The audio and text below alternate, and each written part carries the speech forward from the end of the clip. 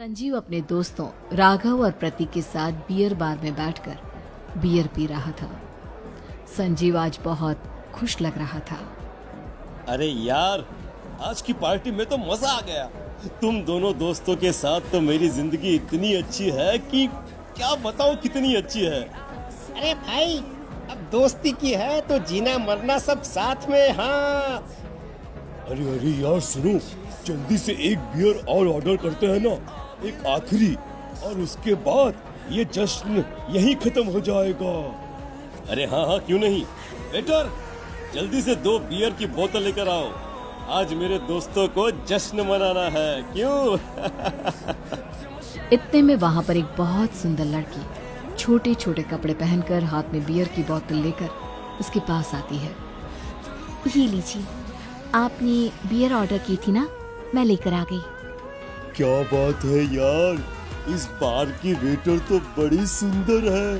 अब बियर लेकर आई हो तो अपने हाथों से ही पिला दो ना। हाँ हाँ, क्यों नहीं, जैसा आप बोलोगे मैं वैसा ही करूँगी। क्या बात है यार, अब तो लगता है रोज यहीं आना पड़ेगा। उसके बाद वो लड़की उन तीनों को बियर सर्व कर देती है। पार्टी करने के बाद वो तीनों अपने अपने घर जाते हैं। प्रतीक, संजीव और राघव को उनके घर छोड़कर जैसे ही अकेला अपनी कार में आकर बैठता है तो अचानक उसे एहसास होता है जैसे उसकी कार की पीछे वाली सीट पर कोई बैठा हुआ है। वो तुरंत पीछे मुड़कर देखता है। तुम यहाँ क्या कर रही हो? और तुम मेरी कार में कब आई? अरे तुम तो बार में वेटर थी ना। बस ऐसे ही मेरा दिल कर रहा था आपके साथ आपके घर चलने का, इसलिए मैं आपके साथ चली आई।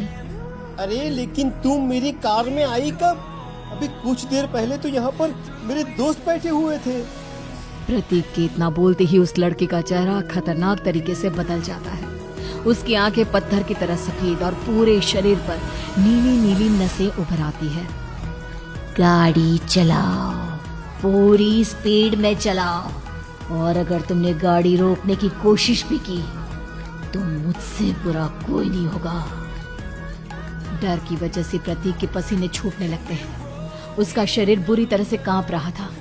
प्रतीक बिना कुछ सोचे समझे कार को फुल स्पीड से चलाना शुरू करता है। चलते चलते वो शहर से दूर एक पहाड़ी पर पहुंच जाता है और सामने अब सिर्फ पहाड़ी का किनारा दिख रहा है, जिसे देख प्रतीक घबराकर अचानक से कार को ब्रेक लगाता है। देखो देखो देखो देखो, मुझे छोड़ दो मुझे। अगर मैंने गाड़ी जरा सी भी आगे बढ़ाई तो हम दोनों नीचे गिरकर मर जाएंगे। ये तो तुम्हें पहले सोचना चाहिए था ना। अब कुछ नहीं हो सकता।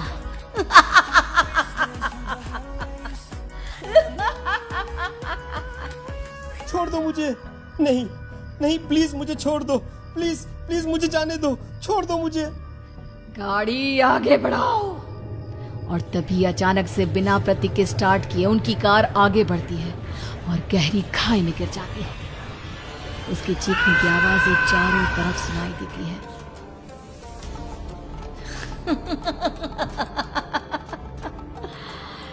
तुझे मारकर मेरे कलेजे में जल रही आग को थोड़ी शांति तो मिल गई, लेकिन अभी ये कहानी खत्म नहीं हुई। और फिर अगले दिन राघव और संजीव को पता चलता है कि प्रतीक की पहाड़ी से नीचे गिरकर मौत हो गई। अरे कल रात की तो बात है यार, हम सब बैठकर पार्टी कर रहे थे, लेकिन मेरी एक बात समझ में नहीं आ रही। राघव शहर से इतना बाहर उस पहाड़ी पर इतनी रात को क्या करने गया था? अरे यार, वही सोचकर तो मैं भी परेशान हूँ। हम दोनों को छोड़ने के बाद तो वो सीधा अपने घर जाने वाला था, और वो आत्महत्या क्यों करेगा भाई? कल रात तक वो कितना खुश था, हमारे साथ सेलिब्रेट कर रहा था। हाँ, लेकिन पुलिस ने तो यही कहा है कि प्रतीक ने अपनी कार को जानबूझकर पहाड़ी से नीचे गिरा दिया और आत्महत्या कर ली। अरे यार संजीव, मेरी तो कुछ भी समझ में नहीं आ रहा है। चल ठीक है, अब मैं अपने घर जाता हूँ। Okay, bye. राघव अपने घर में अकेला था। दोपहर का वक्त था। तभी दरवाजे की घंटी बजी। कौन है? अरे 1 मिनट रुको, अभी आता हूँ। राघव ने जैसे ही दरवाजा खोला उसने देखा कि सामने एक बहुत खूबसूरत लड़की खड़ी हुई है। कौन है आप और यहाँ किससे मिलने आई हैं? देखिए ना, बाहर बारिश शुरू हो गई थी, मेरी गाड़ी खराब हो गई है। आपका घर नजर आया तो सोचा कुछ हेल्प ले लेती हूँ। क्यों नहीं, आइए ना, आइए आइए। मेरे कपड़े पूरे भीग चुके हैं, क्या आपके पास टॉवल मिलेगा प्लीज? राघव अपने बाथरूम से एक टॉवल लाकर उस लड़की को देता है। थैंक यू सो मच, अब मैं चलती हूँ। अरे इतनी क्या जल्दी है? आप चाहे तो बारिश रुकने तक यहाँ पर रुक सकती हैं। हाँ। लड़की ने पलटकर राघव की तरफ देखा। नहीं, मुझे जाना होगा, मेरा काम बाकी है। और वो वहां से चली गई। उस लड़की के जाने के बाद राघव अपने बाथरूम में नहाने के लिए गया और जैसे ही उसने बाथरूम में देखा तो उसका टॉवल वहीं पर लटका हुआ था। उसने टॉवल हाथ में लिया तो देखा कि उसका पूरा टॉवल खून के धब्बों से सना हुआ है। अरे अरे ये क्या? ये टॉवल तो मैंने उस लड़की को दे दिया था। ये वापस मेरे बाथरूम में कैसे आ गया? और इस पर ये खून के धब्बे कहाँ से आ गए?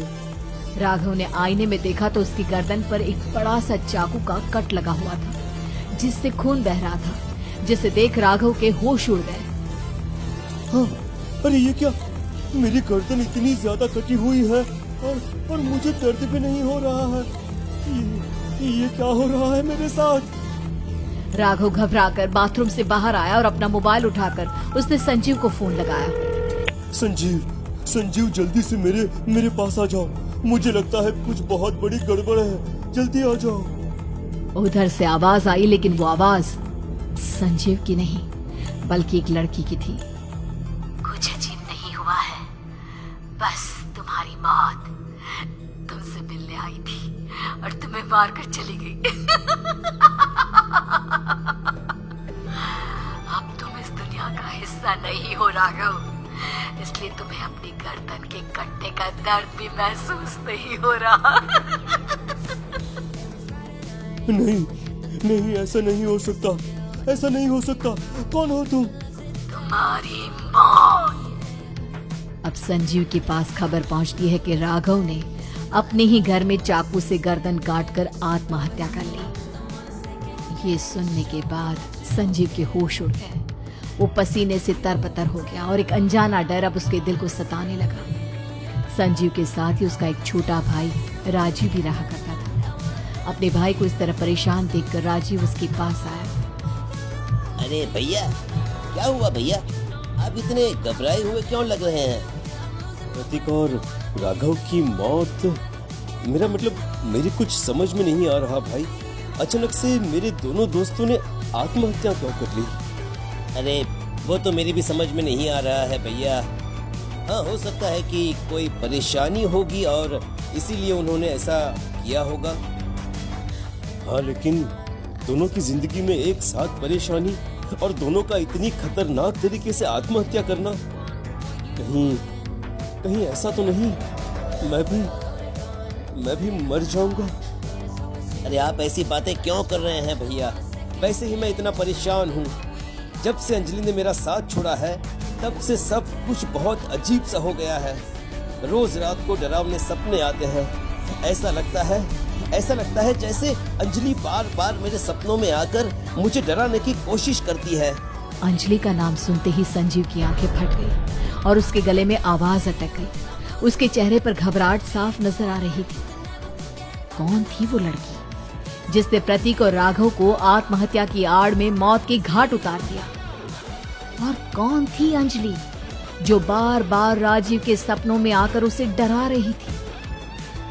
अंजलि का नाम सुनकर संजीव इतना घबरा क्यों गया? इन सवालों के जवाब जानने के लिए देखिए इस खतरनाक कहानी का अगला भाग।